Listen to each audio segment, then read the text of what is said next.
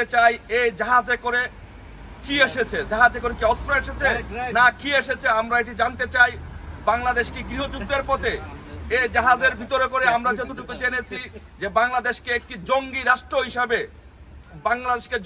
হিসাবে কায়েম করার জন্য, বাংলাদেশে একটি বিপ্লবী সরকার গঠন করার জন্য আসিফ নাহিদ মাহফুজরা এই পাকিস্তান থেকে আইএস এর মাধ্যমে অস্ত্র সরবরাহ করে কন্টেনারের মাধ্যমে অস্ত্র এনেছে। পাকিস্তান থেকে কি এসেছে এটি নিয়ে গত কয়েকদিন পর্যন্ত শুধু কপি পেস্ট করে পোস্ট করছেন এবং কয়েকটি অ্যাকাউন্টে দেখা গেছে যে একই লেখা শুধু কপি আর পেস্ট। এখন এই গুজব ছেলের কাজই হচ্ছে গুজব ছড়ানো, বিভিন্ন যে পাকিস্তান থেকে আসা কন্টেইনার তল্লাশি করতে চাওয়া চট্টগ্রাম কাস্টমস কর্মকর্তা জনাব ওয়ালিদ হোসেন এবং মোহাম্মদ রাসেলকে চাকরিচ্যুত করা হয়েছে এবং পাকিস্তান ভান্ডারে কোনো খাদ্য সামগ্রী নাই, তাদের দেশের মানুষ না খেয়ে থাকে দুবেলা, তাহলে জাহাজে ভর্তি কন্টেইনারে কি আসছে? সাইমা পুতুলের পরিষদ কেন্দ্রীয় এই গ্রুপ থেকে এটি পোস্ট করা হয়েছে। মিম ইসলাম একটি আইডি থেকে সকল মুক্তিযুদ্ধের পক্ষের শক্তি বঙ্গবন্ধু প্রেমিকের শীঘ্রই ঐক্যবদ্ধ হতে হবে, পরিবর্তন আসছে। পাকিস্তানে আমরা দেখেছি যে পাকিস্তান থেকে একটি জাহাজ বাংলাদেশে এসেছে। আমরা বাংলাদেশের জনগণ আমরা যাচ্ছে, সো আমরা বলতে চাই বাংলাদেশে আওয়ামী লীগের যত নেতৃবৃন্দ আছে সকলে আমরা এখানে আছি, যুক্তরাজ্য আওয়ামী লীগ সহ ইউরোপের আওয়ামী লীগের নেতৃবৃন্দ আছে, আমরা এর তীব্র নিন্দা এবং প্রতিবাদ জানাচ্ছি এবং আমরা ঘোষণা করছি যে আমাদের এক ফোঁটা রক্ত থাকতে, আমাদের বুকে এক বিন্দু রক্ত থাকতে আমরা বাংলাদেশকে জঙ্গি রাষ্ট্র হতে দিব না ইনশাআল্লাহ। সবাই ভালো থাকবেন। জয় বাংলা, জয় বঙ্গবন্ধু। পাকিস্তান থেকে চট্টগ্রাম বন্দরে জাহাজ করে কি এলো জাতি জানতে চায়। এদিকে ভারত বর্ডার বন্ধ। এই যে সারাদিন তাদের যে গুজব, তারা যে ক্ষমতা থাকাকালীন অবস্থায় যে বিভিন্ন গুজব ছড়িয়েছে, সেই গুজবের ধারাবাহিকতা তারা এখনো বিভিন্ন জায়গায় গুজব ছড়াচ্ছেন। কিছুক্ষণ আগে পোস্ট করেছেন যে উপদেষ্টা পরিষদ সবাই পদত্যাগ করেছেন, কেউ পোস্ট করতেছেন নাহিদ ইসলামকে কেউ কোনো সচিব মেরেছে, কেউ পোস্ট করেছেন আসিফ নজরুল স্যার তিনি দেশ থেকে সুইজারল্যান্ডে চলে গেছেন, তিনি সুইস ব্যাংকে টাকা রাখতে গেছেন। এই ধরনের পোস্ট সারা দিন ফেসবুক সয়লাভ হয়ে যাচ্ছে। তো সোশ্যাল মিডিয়া এই ধরনের পোস্ট আমরা সারা দিনই দেখতে পাচ্ছি।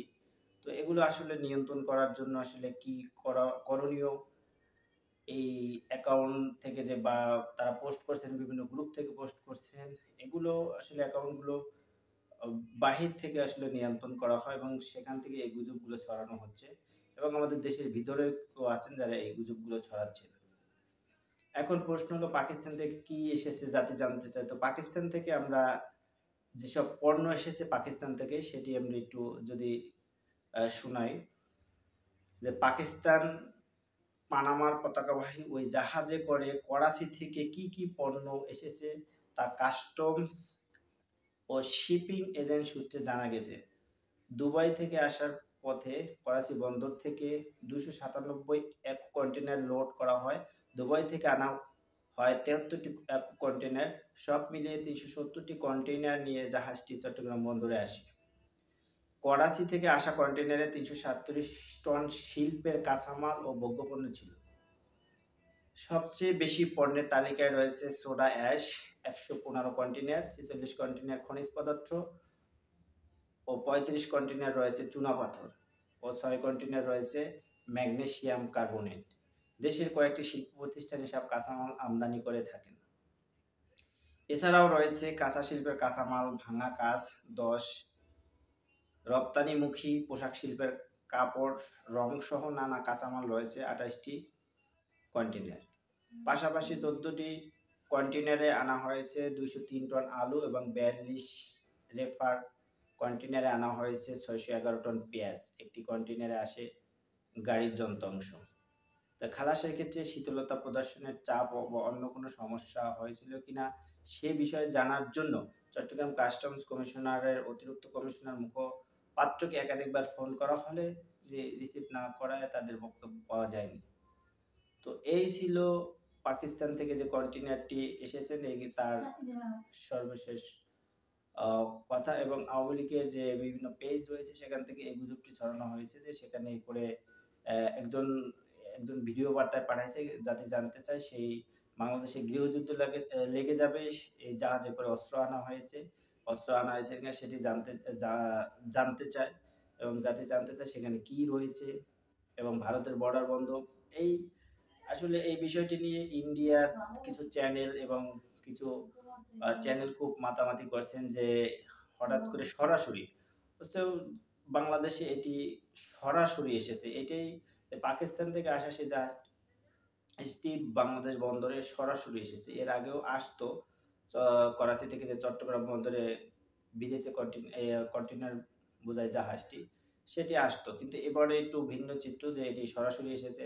আগে থার্ড কোনো কান্ট্রি হয়ে আসতো, এটি আসাতেই মানুষ জনমনে একটি সোশ্যাল মিডিয়ায় যেসব গুজব ছড়ানো হয়েছে, তো সেই বিষয় নিয়ে কিন্তু আমরা কোনো আসলে পত্রিকার আমরা যুগান্তর থেকে আপনাকে যেহেতু আমি দেখানোর চেষ্টা করলাম, প্রথম আলো সবগুলো পত্রিকায় আমি দেখেছি যে যেসব পণ্য এসেছে সেগুলো।